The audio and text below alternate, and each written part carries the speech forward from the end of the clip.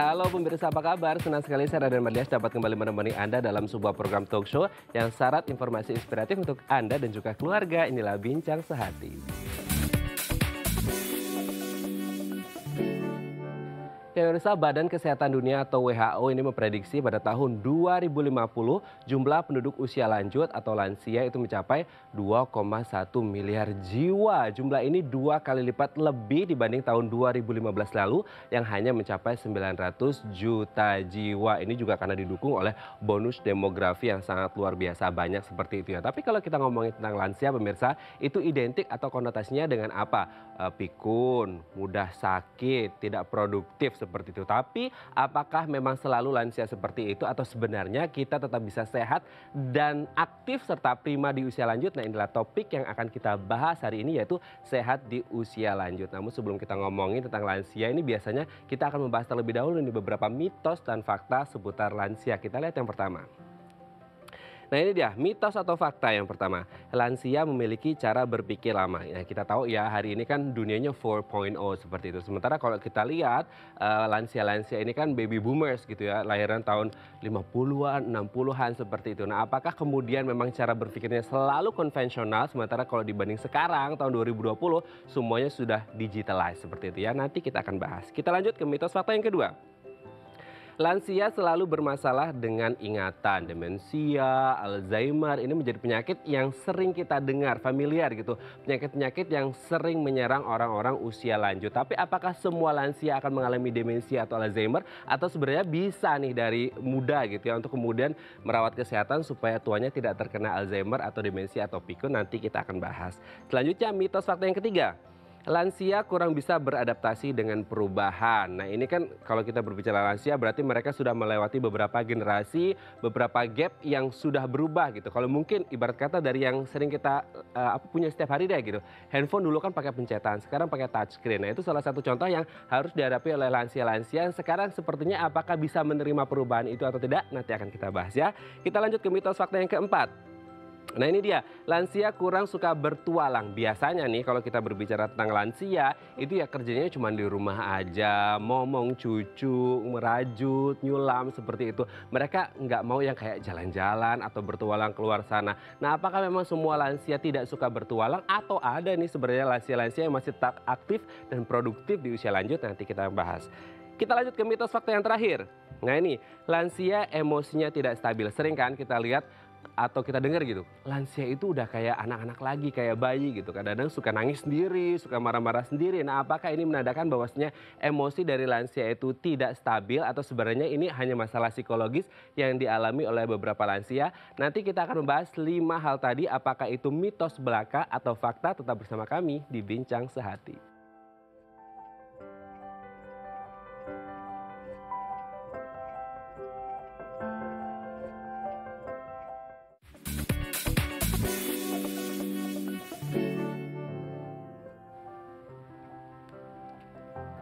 Baik, Anda masih bersama kami di Bincang Sehati dan kita masih membahas topik kita hari ini yaitu sehat di usia lanjut. Tadi di segmen sebelumnya kita sudah membahas nih beberapa mitos dan fakta seputar lansia. Ibarat kata kita biasa dengar gitu ya, kalau lansia itu tidak produktif, suka kena penyakit kronis apalagi gitu ya, mudah sakit, terus kemudian nggak prima lagi, nggak produktif, cuma bisa malas-malasan di rumah. Apakah selalu seperti itu atau sebenarnya nih bisa juga lansia itu sehat gitu ya? Nah, untuk membahasnya telah bersama kami di sambungan Zoom Mbak Veronica Kristiani SPSI MSI Psikolog dari Selaras Persona Indonesia. Kita sapa terlebih dahulu. Selamat pagi Mbak Kristi, apa kabar?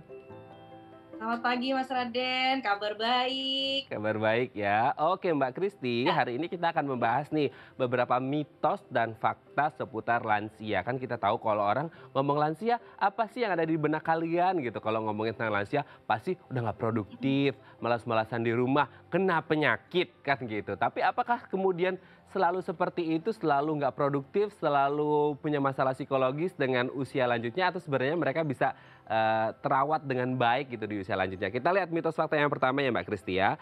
Lansia ya, memiliki cara berpikir lama. Kita kan generasi 4.0 nih, sementara mereka kan baby boomers oke. gitu kan. Beda usia, ada gapnya di situ. Apakah memang selalu yang namanya lansia itu cara berpikirnya konvensional, lama, oldies gitu Mbak Kristi? Oke. saya bicara dari sisi eh, ciri-ciri lansia ya, Mm-mm. artinya betul lansia terjadi yang namanya penurunan fungsi otak gitu kan. Jadi dari hal-hal yang mungkin kalau masih muda cepat, tapi di lansia menjadi lama. Nah, karena generasinya juga lama, bisa terjadi pola pikirnya lama, tapi tidak semuanya terjadi pada lansia seperti itu. Kenapa? Banyak juga lansia yang memang update informasi teknologi sehingga cara berpikirnya bisa terjadi cara berpikir saat ini. Jadi sebetulnya tadi mitos atau fakta gitu kan, kalau secara fisik betul memang terjadi yang namanya penurunan ya, penurunan fungsi otak. Ini tidak bisa dipungkiri namanya lansia.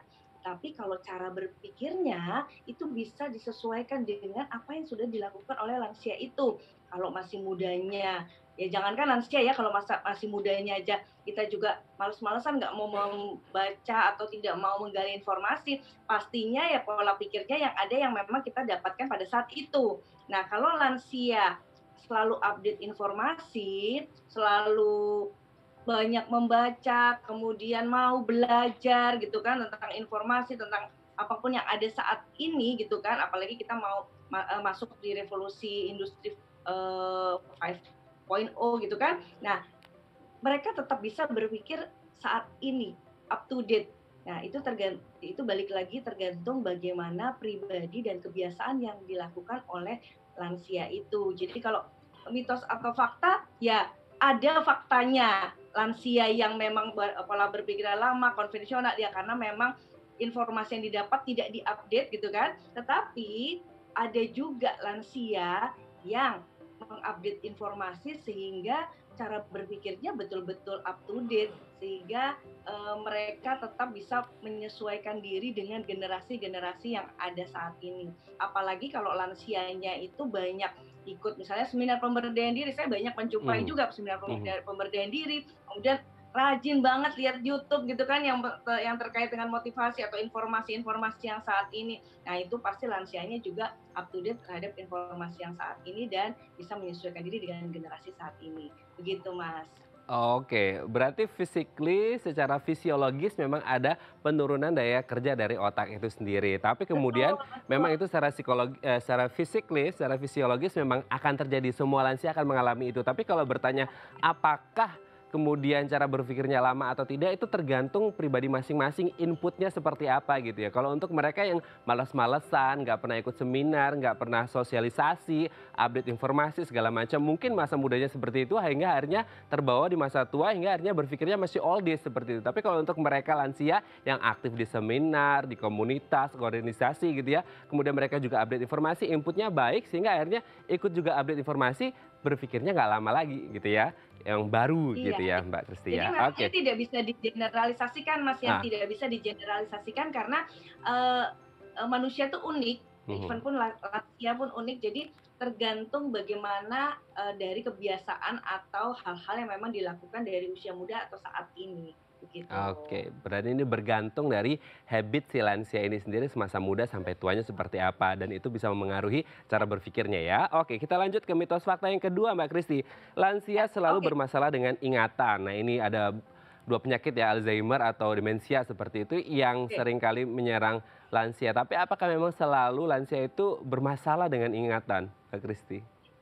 oke. Tadi saya kembali lagi ya dengan kalau kita mengacu pada, teorinya adalah bahwa terjadi yang namanya penurunan fungsi otak. Artinya ingatan pasti akan mengalami penurunan dibandingkan usia muda gitu kan.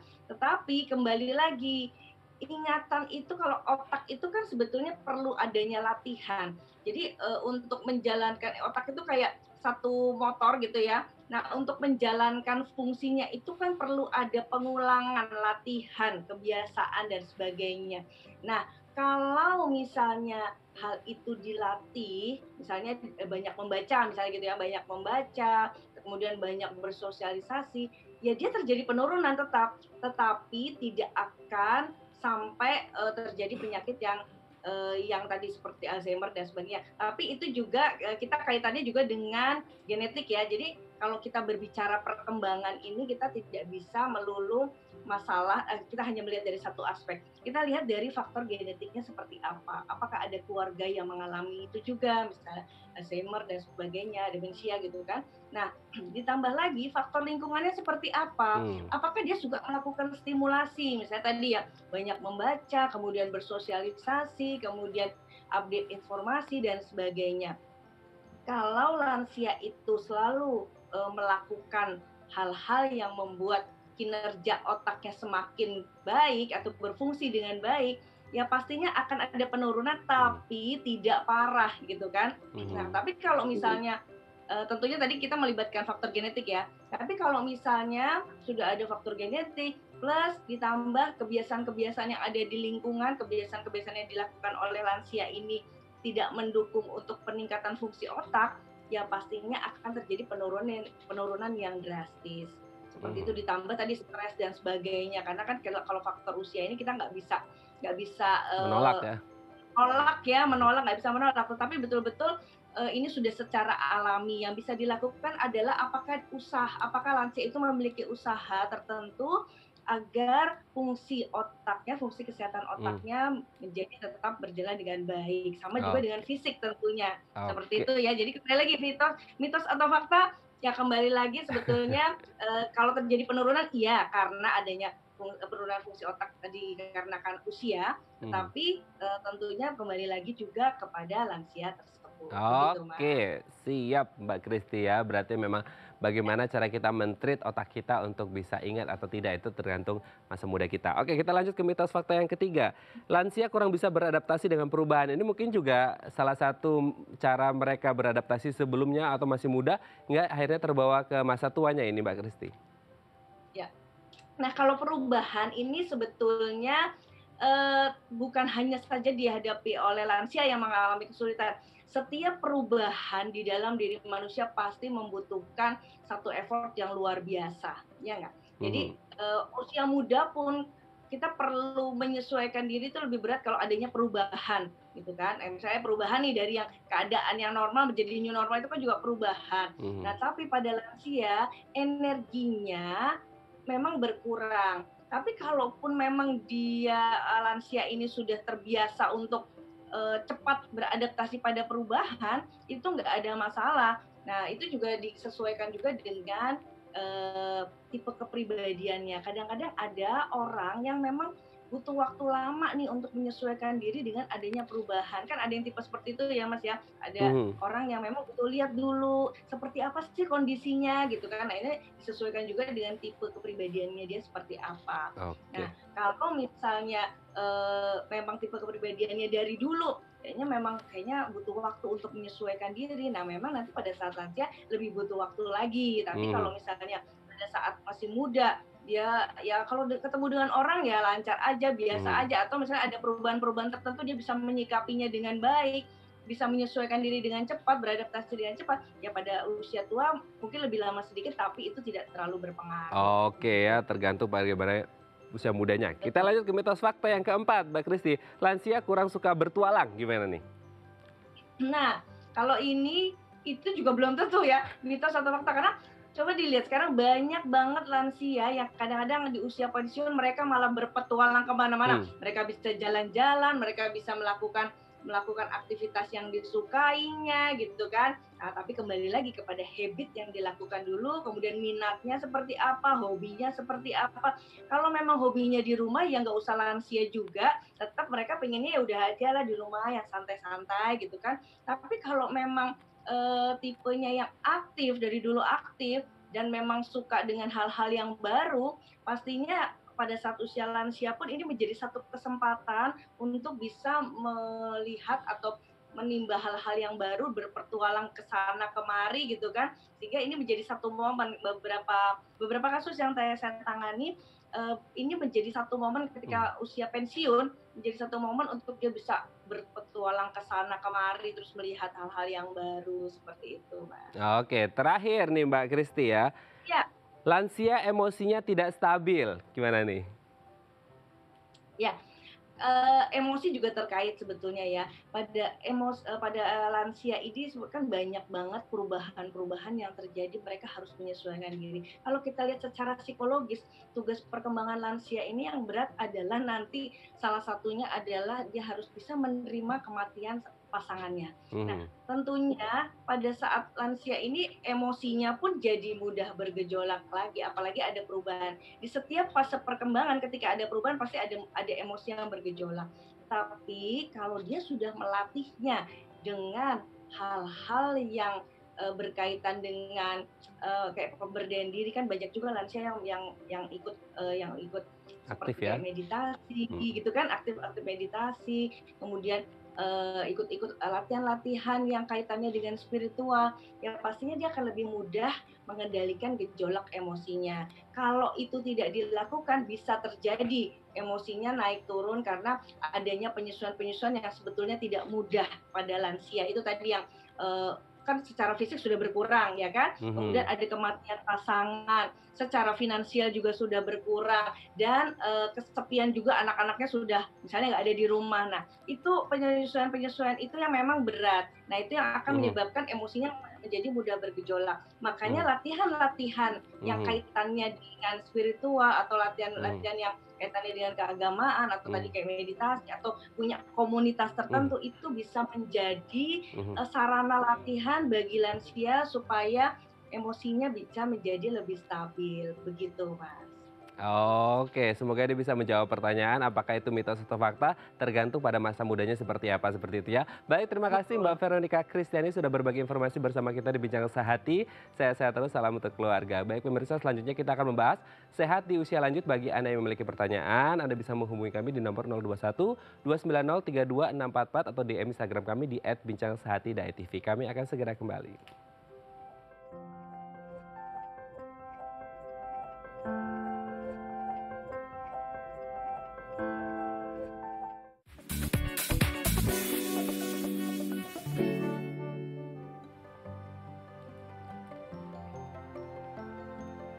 Baik, Anda masih bersama kami di Bincang Sehati dan di hari ini 10 Agustus 2020 bertepatan dengan Hari Veteran Nasional. Bincang Sehati menghadirkan tema Sehat di Usia Lanjut. Jadi selamat Hari Veteran Nasional untuk seluruh veteran yang ada di Indonesia. Sehat-sehat terus ya, apalagi di usia lanjut seperti sekarang ini memang harus ekstra gitu untuk merawat dan juga menjaga kesehatannya. Oleh karenanya bila Anda memiliki pertanyaan, Anda bisa menghubungi kami di nomor 021 290 32644 atau DM Instagram kami di @bincangsehati.itv. Kalau tadi kita sudah membahas di segmen sebelumnya bagaimana kemudian apakah memang lansia ini selalu tidak produktif, ternyata mitos ya, tergantung pada bagaimana kita merawat kesehatan dan pola pikir kita semasa muda seperti itu. Oke, untuk membahas bagaimana tetap sehat di usia lanjut telah bergabung bersama kami di sambungan Zoom Dr. Edi Setiawan SPPD FPCP, spesialis penyakit dalam dari Rumah Sakit Sumber Waras Jakarta. Kita sapa terlebih dahulu. Selamat pagi Dr. Edi, apa kabar? Halo, selamat pagi. Iya, selamat pagi. Ya, kabar baik ya dok ya? Ya, kabar baik. Selamat pagi semua pemirsa Bincang Sehati di Indonesia. Terima Oke. kasih kesempatan ini.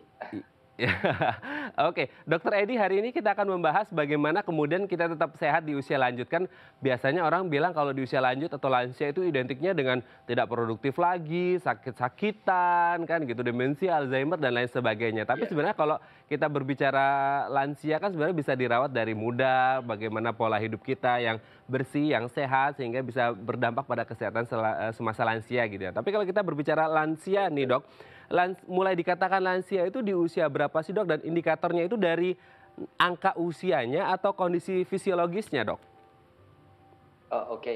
Jadi kita menetapkan berdasarkan WHO ya. Hmm. Jadi eh, usia lanjut itu dikatakan kalau untuk di Indonesia itu usia di atas 60 tahun. Hmm. Nah, tetapi pembagiannya itu ada usia lanjut muda yaitu usia 60 sampai 70 tahun, kemudian usia lanjut yang tua yaitu usia 70 sampai 80 dan usia lanjut yang sangat tua ya, itu usia di atas 80 tahun atau kita sebutnya paripurna.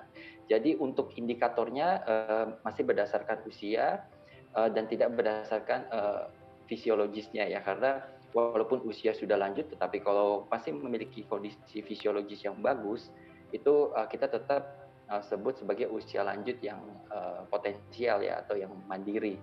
Dan itu yang kita harapkan ya untuk ke depannya. Oke oke. Berarti memang ada pembagiannya seperti itu yang dari 60 ke Iya, betul. 70, 70, 80 dan lebih dari 80 yang disebut dengan paripurna tadi seperti itu ya. Tapi kalau kita berbicara Iya. banyak nih Dok orang yang bilang katanya, aduh kalau udah masuk usia lansia ya itu harus ekstra gitu jaga kesehatannya. Emang harus selalu seperti itu atau seperti apa sih Dok? Iya, sebetulnya, iya, kita harus ekstra hati-hati memang betul ya, karena seperti yang kita ketahui, eee, bertambahnya usia juga akan, menurunkan fungsi, fisiologis kita ya. Tetapi, itu juga tergantung dari bagaimana kita menjaga, fisik kita atau menjaga, sistem imun kita Mmm, sejak dari muda ini ya. oke. Eee, oleh karena itu, kita harus ekstra hati-hati terutama pada, masa pandemi seperti sekarang ini ya. Ya, usia lanjut, artinya imunitas kita sudah menurun dan, rentan untuk, lebih gampang ya untuk terkena penyakit-penyakit terutama virus ya. Ya sehingga ya untuk menjaga, ekstra lebih hati-hati itu sangat penting terutama asupan nutrisi, multivitamin, kemudian, aktivitas fisik juga harus tetap dijaga ya, terutama untuk kondisi pandemi, seperti Mmm. sekarang ini. Apalagi untuk kondisi Iya, pandemi seperti sekarang ini harus lebih ekstra, nggak pandemi aja itu kesehatannya harus iya, dijaga ekstra, apalagi pandemi harus benar-benar patuh protokol kesehatan gitu ya Dok ya. Oke, tapi kalau kita betul berbicara sekali. tentang kesehatan yang harus dijaga secara ekstra, berarti ada sesuatu mungkin ada keluhan di kesehatannya seperti itu. Nah, bagian tubuh mana sih Dok yang biasanya mengalami penurunan ketika usianya sudah mulai lanjut dan apakah semua bagian tubuhnya mengalami penurunan secara bersamaan atau dia secara bertahap ini, Dok? Iya, untuk penurunan fungsi, fisiologis pada usia lanjut itu, biasanya, terjadi secara tidak bersamaan ya, Heeh, tergantung dari, genetik seseorang mhm. juga, kemudian tergantung dari bagaimana, seseorang itu menjaga pola hidupnya sejak muda ya. Tetapi secara umum, kita bisa, melihat ya, yang umumnya adalah penurunan fungsi panca indera ya. Mmm, Yang pertama biasanya dari mata mulai, terjadi kekeruhan pada lensa mata ya, yang biasa kita sebut katarak ya. Kemudian yang kedua, menurunnya organ-organ, pengecap kita ya. Jadi pada usia lanjut biasanya, selera makannya akan berkurang karena memang, organ pengecapnya itu juga berkurang ya. Jadi makanan sudah asin, bagi beliau kayaknya masih belum ada rasanya nih. Jadi rasanya makanan itu hambar aja. Nah itu juga mesti diketahui ya oleh orang-orang di rumah ya, yang memang ini sudah mulai ada penurunan fungsi pengecap ya. Kemudian eh, pendengaran itu juga bisa terjadi penurunan fungsi pendengaran, di mana daun telinga akan lebih melebar, kemudian bulu-bulu pada reseptor pendengaran juga mulai berkurang sehingga ya pendengarannya juga akan berkurang. Kemudian pada sistem kulit ya, kulit, otot, persendian itu juga terjadi penurunan. Kulit akan cenderung lebih kering ya, mudah gatal karena memang kelenjar minyaknya sudah tidak diproduksi secara maksimal lagi. Kemudian sendi-sendi otot yang sudah mulai menyusut ya sehingga mudah terjadi gangguan keseimbangan dan ya kita sering sebut juga dengan pengapuran pada sendi ya. mhm. Ya, ya saya pada sendi lutut, sendi bahu. Nah biasanya usia lanjut itu akan lebih mengeluh nyeri sendi ya. Nah, jadi ini juga kita mesti ketahui ya organ-organ yang umumnya terjadi eh, penurunan ya pada usia lanjut. Oke, tapi kalau kita berbicara tentang penurunan fungsi bagian tubuh nih, Dok, yang kemudian ini Mm-mm. berkaitan juga dengan usia tidak sih? Kalau tadi kan usia lansia itu masuk di usia 60, apakah, mulai usia 60 ini pasti semua orang akan mengalami penurunan fungsi bagian tubuh atau kembali lagi ke tadi seperti dokter bilang, kembali ke individual masing-masing tergantung pola hidupnya mereka? Ya, ya itu memang tergantung dari pola hidup kita sejak muda ya. Jadi ada satu penelitian ya yang dilakukan di Indonesia pada tahun 2004 ya, di mana disebutkan bahwa sejak kita usia di atas 30 tahun akan terjadi penurunan 1% dari organ tubuh kita ya. Ya, tetapi ini juga kita perlu menyadari ya bahwa setiap penurunan fungsi fisiologis itu tergantung dari pola hidup kita sejak muda ya.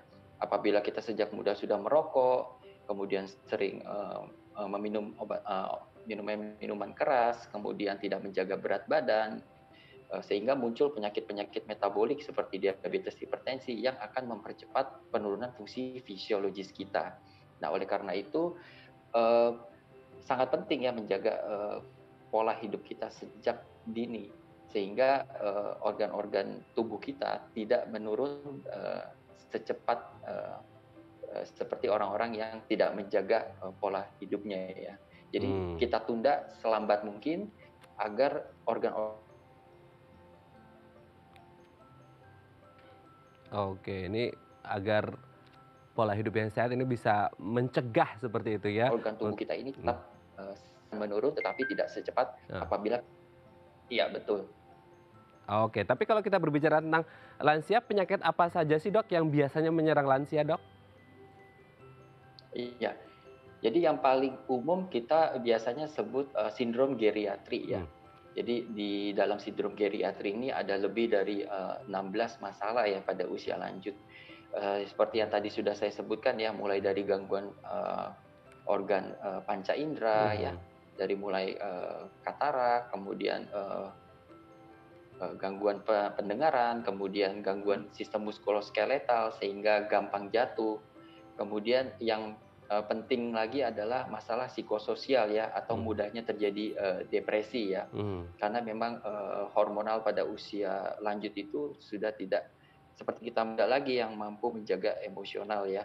Kadang mereka lebih sensitif. Jadi jika ada masalah psikologis atau pertengkaran di keluarga, kemudian ada masalah kesulitan ekonomi, kemudian dan lain-lain, ini akan berdampak lebih luas ya. Usia lanjut akan mudah depresi, dia cenderung akan malas beraktivitas, bersosialisasi juga akan kesulitan.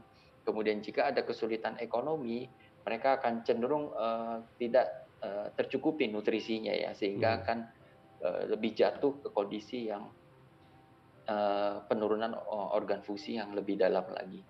Jadi ya itu yang penting ya, yang harus kita perhatikan ya pada usia lanjut ya. Oke, baik, nanti kita akan lanjutkan lagi perbincangan bersama Dr. Edi. Bagi Anda pemirsa yang memiliki pertanyaan, Anda bisa menghubungi kami di nomor 021 290 32644 atau DM Instagram kami di @bincangsehati.tv. Kami akan segera kembali.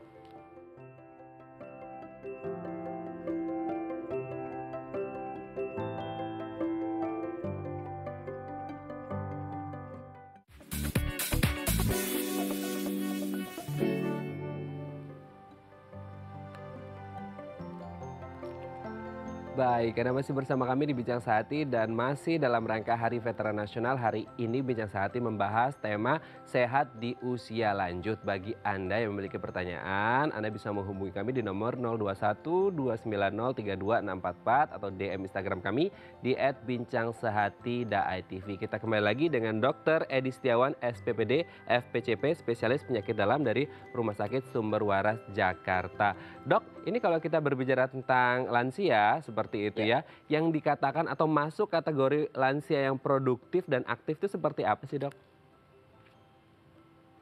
Ya, baik. Jadi untuk lansia yang aktif dan produktif adalah lansia yang masih mampu untuk melakukan aktivitasnya secara mandiri setiap harinya ya. Artinya beliau masih bekerja ya, masih bisa menafkahi dirinya sendiri, tidak tergantung dengan orang lain atau dengan anaknya, dan masih mampu melakukan segala sesuatunya secara mandiri pokoknya ya. Jadi itu yang kita katakan lansia yang mandiri dan potensial. Kita ingat juga ya, seperti pendiri KFC ya, Kolonel Sanders itu mulai di usia 65 tahun ke atas. Walaupun usianya sudah lanjut, tapi dia sangat potensial ya, dan sukses di atas usia 80 tahun. Nah itu yang kita harapkan ya. Jadi walaupun usia sudah lanjut, tapi tetap harus mandiri, tetap melakukan aktivitas yang beliau inginkan. Jadi masih ingin mendirikan usaha, silakan. Masih ingin memiliki tujuan yang lain, ya silakan. Jadi kita tidak batasi. Jadi usia 65 tahun ke atas pun masih bisa produktif dan sehat seperti bahkan sukses di usia 80 tahun seperti itu ya Dok ya. Ya, Oke, betul sekali. oke, tapi sebenarnya faktor apa atau indikator apa sih Dok yang kemudian bisa membuat lansia ini bisa masuk kategori sehat dan juga produktif dan potensial seperti itu? Apakah melulu dari masalah asupan, makanan, gaya hidup atau sebenarnya juga ada pola pikiran juga masuk ke situ Dok?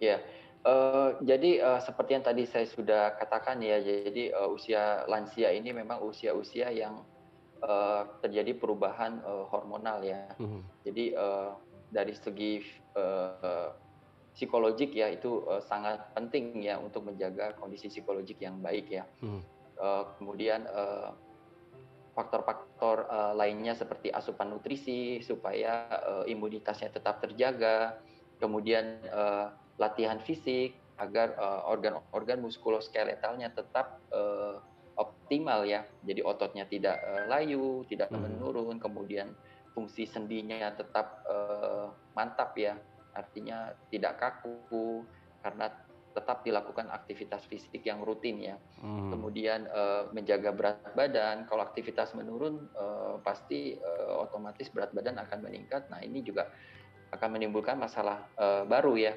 metabolik. Jadi beban Mhm. tubuh yang meningkat, sendi-sendi gampang sakit karena beban tubuh yang meningkat, muncul masalah metabolik lain seperti diabetes atau hipertensi. Nah, ini akan, justru memperburuk kondisi, usia Mhm. lanjutnya. Oke, tapi kalau berbicara tentang tadi dokter menyebut ada latihan fisik di sana seperti itu. Sebenarnya kegiatan apa sih Dok yang baik untuk lansia sehingga akhirnya bisa mensupport, kondisi kesehatan mereka? Oke, jadi, aktivitas fisik itu tergantung dari kemampuan setiap, individunya ya, Oke. atau memang hobi yang masih mampu, dilakukan oleh, usia lanjut, tersebut. Jadi kalau memang direkomendasikan, sesuai dengan kondisi, fisik, usia lanjut itu. Mhm, Tetapi memang, jika sudah ada masalah ya seperti gangguan sendi, lutut ya, jadi memang ada beberapa aktivitas yang memang dilarang ya, mhm, seperti, loncat, mengangkat beban, atau, naik turun tangga, itu juga aktivitas fisik yang memang tidak dianjurkan. Jadi yang dianjurkan apabila sudah memiliki gangguan sendi adalah, berenang ya, atau dengan menggunakan sepeda statis ya, atau, bisa, jalan ya, jalan, tetapi tidak dalam kondisi jalan yang menanjak karena itu kan menambah beban lutut. Atau, bisa melakukan, senam-senam atau yoga ya, itu juga, yang dianjurkan ya untuk usia lanjut ya, mengingat memang staminanya tidak, seperti muda lagi ya. Tetapi ingat itu kembali lagi disesuaikan dengan kondisi fisik usia lanjut itu. Kalau memang usia 70 masih mampu untuk lari 5 kilometer, ya itu juga silakan. Karena banyak orang-orang di Jepang usia 70 itu masih mampu lari sampai mmm. berkilo-kilometer. Nah, itu yang justru, meningkatkan, semangat usia lanjut itu ya, meningkatkan semangat beliau, tubuhnya jadi kuat. Nah, itu yang justru bisa memperpanjang usia. Oke, berarti memang kembali lagi kita harus tahu, kondisi kesehatan tubuh kita bisa Mhm, hitung-hitungan gitu, apakah kita bisa melakukan olahraga ini atau aktivitas ini atau tidak. Memang perlu olahraga, tapi kemudian kita harus mengukur dan betul. menakar kemampuan apakah bisa di titik 1 sampai 10, 10 itu berat mungkin ke 5, 6, atau 7 maksimal 8 seperti itu. Jangan juga Iya, betul. memporsir Tidak tubuh boleh seperti itu. dipaksakan juga. Oke, oke. Tapi kalau berbicara tentang lansia, ini kan pasti identik banyaknya. Kita doakan tidak sih, Dok, tapi kebanyakan itu lansia ada yang sebagian besar memiliki penyakit penyerta seperti itu. Nah, kemudian apa yang harus dilakukan oleh lansia kalau kita berbicara di luar penyakit penyertanya, apa yang harus dilakukan oleh para lansia dengan penyakit penyerta agar kondisinya tetap prima apalagi di masa pandemi seperti ini, Dok? Iya, baik, ya secara umum, penyakit penyerta yang biasanya dihidap oleh, lansia ini ya, penyakit-penyakit, metabolik ya, Mmm, biasanya, yang sudah ada diabetes ya, atau hipertensi, atau memang sudah punya masalah dengan, pembuluh darah jantung. Nah ini, yang perlu kita perhatikan yang pertama adalah tetap rutin mengkonsumsi obat-obat untuk obat rutin untuk penyakit yang dideritanya ya. Kemudian tetap berkomunikasi dengan dokter spesialisnya apabila ada masalah ya. Kemudian yang ketiga adalah selalu menjaga mencukupi nutrisi, kemudian istirahat yang cukup ya, tetap melakukan olahraga fisik ya, tetapi dengan social distancing tentunya ya pada kondisi pandemi seperti sekarang ya. Dan jangan lupa asupan buah ya, buah dan Hmm, vitamin itu juga sangat penting ya untuk oke. kondisi saat ini. Oke dok, sebelum kita lanjut ngobrol lagi dok, ini ada DM Instagram, ada pemirsa Ya, Bincang Sehati yang juga ingin bertanya, saya akan coba bacakan untuk dokter. Kita lihat, ini dari @Dinda Rahmania. Dok, saya punya nenek usia 71 tahun, badannya agak gemuk ya. Nah, boleh nggak sih dok kalau di usia ini ya, di usia lansia menjalankan program diet? Nah ini Mbak Dinda ini punya nenek usia 71, badannya agak ya. gemuk, dia nggak nyebutin beratnya sih, tapi agak gemuk katanya. Boleh nggak sih kalau di usia lansia ini diet, Dok? Iya, untuk usia yang sudah 71 tahun, perempuan ya dan, badannya agak gemuk. Nah, kita juga mesti tahu dulu nih, kira-kira aktivitas, fisik apa yang masih bisa dilakukan Hmm. ya, agar program, dietnya juga bisa berhasil ya. Ya kalau misalnya usia 71 tahun, tapi dia masih bisa melakukan, senam aerobik ya, walau, dengan senam aerobik ringan itu juga bisa membantu, program dietnya ya. Nah, untuk diet makanan sendiri kita bisa atur ya, kita sesuaikan dengan kebutuhan kalori pasien tersebut ya. Jadi kalau memang kebutuhan kalori per hari si nenek ini 2.000 kalori, kita bisa hitung ya, kira-kira apa aja sih yang boleh dikonsumsi atau yang tidak boleh dan kira-kira seberapa banyak ya, itu bisa dikonsultasikan dengan dokter gizi ya. Tapi usia 71 tahun ya untuk diet tetap disarankan kan, artinya tidak mengkonsumsi yang terlalu berlebihan ya, tetapi disesuaikan dengan kecukupan gizinya sehari-hari. Tidak kekurangan, karena kalau kekurangan juga berbahaya, tetapi diet itu artinya adalah mengkonsumsi makanan sesuai dengan kebutuhan Hmm. sehari-harinya. Jadi Oh, kebutuhannya tercapai, tidak kekurangan dan juga tidak berlebihan ya. oke. Iya, Berarti disesuaikan dengan kebutuhan dari betul. masing-masing individunya seperti itu ya dok ya. Semoga ini bisa menjawab Iya, betul. pertanyaan dari Mbak Dida dan salam untuk neneknya. Semoga sehat-sehat terus. Tapi kalau kita berbicara tentang penyesuaian gitu. Kalau tadi kan penyesuaian gizi atau asupan untuk neneknya Mbak Dinda seperti itu. Nah kalau kita berbicara tentang penyesuaian, angka harapan hidup lansia di Indonesia itu seperti apa sih dok? Apakah ini ada kaitannya juga dengan kondisi iklim atau cuaca di Indonesia? Oke, jadi usia angka harapan hidup di Indonesia ini terus meningkat ya. Jadi secara statistik data eh, di tahun 2014 itu rata-rata usia hidup di Indonesia itu sekitar 67 tahun ya. Tapi di 2019 ini meningkat ya di usia 71 tahun dan diperkirakan di tahun 2030 itu usia angka harapan hidup di Indonesia itu akan meningkat ke 73 ya. Mhm. Karena memang peran masyarakat, sosial media yang memang sekarang sudah tinggi ya, sehingga mereka lebih gampang mendapat edukasi ya bagaimana sih pola hidup sehat. Nah, kemungkinan faktor ini juga ya, dan juga program BPJS dari pemerintah sehingga mereka gampang untuk mencari fasilitas kesehatan, ini juga yang menjadi salah satu faktor meningkatnya angka harapan hidup di Indonesia ya. Nah, eh, dengan kondisi seperti ini, maka usia lanjut ini populasinya juga akan ikut meningkat ya Mhm. setiap tahunnya. Jadi untuk tahun 2019 ini saja populasi lansia di Indonesia ini sudah 9,7% ya, Oh. hampir 10%, dan diperkirakan di tahun 2030 itu populasi lansia meningkat lebih dari 11% atau sekitar 45 juta penduduk ya, atau 11% dari populasi di Indonesia. Nah, ini yang kita harus persiapkan ya sebagai tenaga medis ataupun bukan tenaga medis ya, untuk selalu melakukan pencegahan ya agar usia lanjut ini tidak jatuh dalam kondisi yang kita sebut sindrom geriatria atau menjadi tidak potensial ya dalam bahasa yang lebih halusnya. Oke, berarti jangan sampai ada sindrom geriatri seperti itu kalau kita melihat angka harapan hidup Ya. dari 67 ke 73 gitu kan. Sepertinya memang mulai ada kesadaran untuk merawat kesehatan seperti itu ya. Baik dok, di segmen selanjutnya kita akan membahas beberapa tips supaya lansia ini tidak mudah pikun seperti itu ya. Bagi Anda yang memiliki pertanyaan, Anda bisa menghubungi kami di nomor 021 290 32644 atau DM Instagram kami di @bincangsehati.tv. Kami akan segera kembali.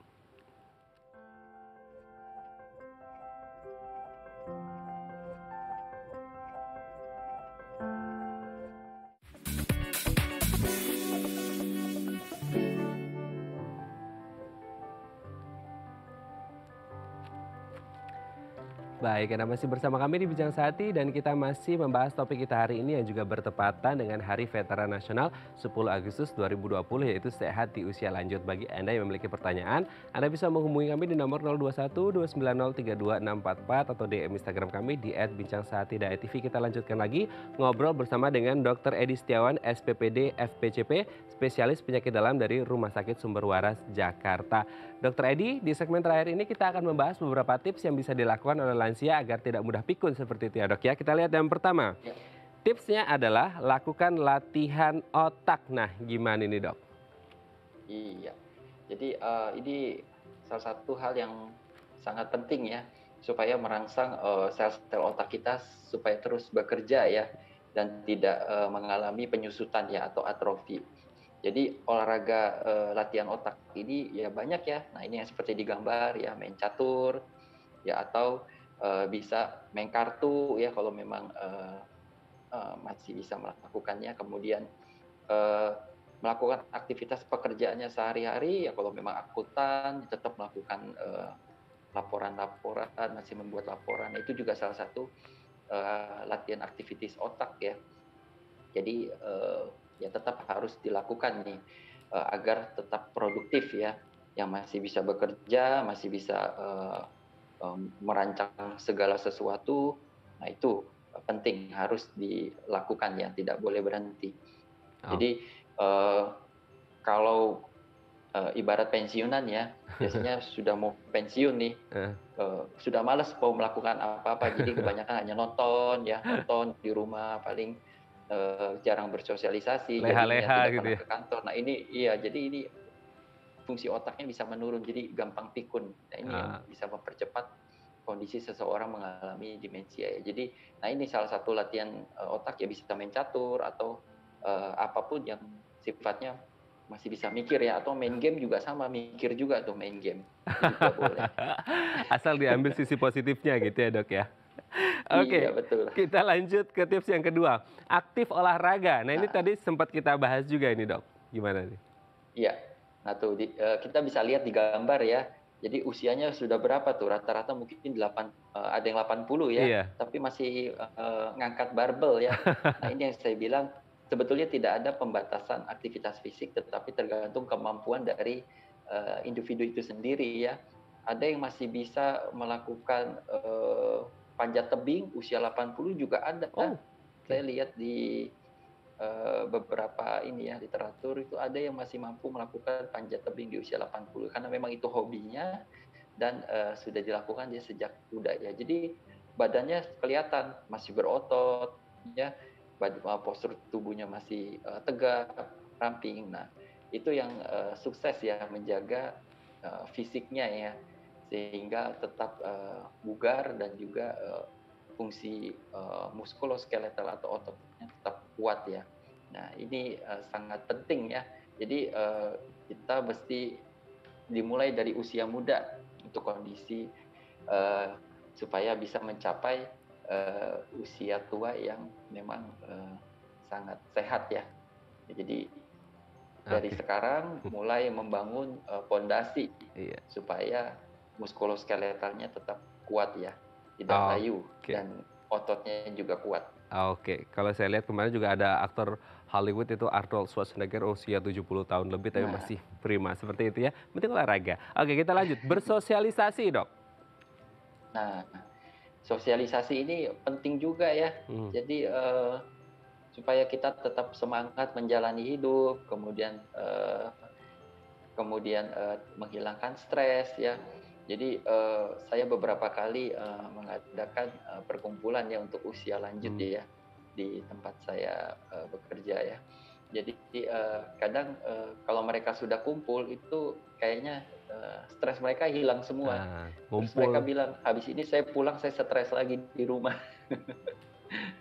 Jadi ya mereka secara tidak sadar sudah mengurangi stres pikiran, fisik, dan juga menambah semangat mereka ya dengan bersosialisasi ya.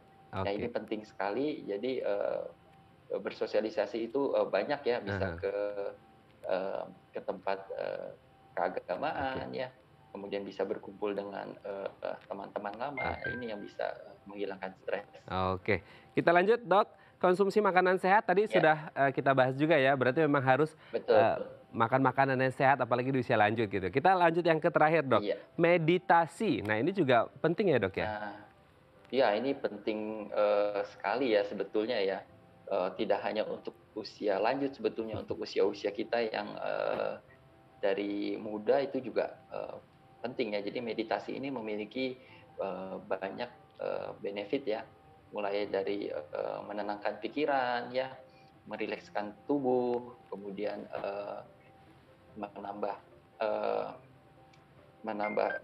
bisa menambah imunitas juga ya. Jadi dengan kita bermeditasi, kita mengosongkan pikiran, kemudian kita menghilangkan segala bentuk kekesalan ya, istilahnya lagi kesal sama ini itu ya, kita belajar untuk bersabar juga ya, bersabar meditasi ini, dan lebih tenang seperti itu ya Dok ya. Betul, dan hormon-hormon kita bisa keluar ya, terutama endorfin, jadi kita lebih happy ya. Kalau kita lebih happy ya imunitas kita akan meningkat. Oke, baik, terima kasih Dr. Edi Setiawan, SPPD FPCP dari Rumah Sakit Sumber Waras Jakarta. Saya sehat terus, terima kasih sudah berbagi bersama kami di Bincang Sehati. Baik pemirsa, bagi Anda yang memiliki kritik dan saran, Anda bisa menghubungi kami di nomor 0889 8100 5000 atau Anda bisa follow media sosial kami di @bincangsehati.id. Sekali lagi, selamat Hari Veteran Nasional. Saya Raden Berlias pamit, sampai jumpa dan selamat beraktivitas.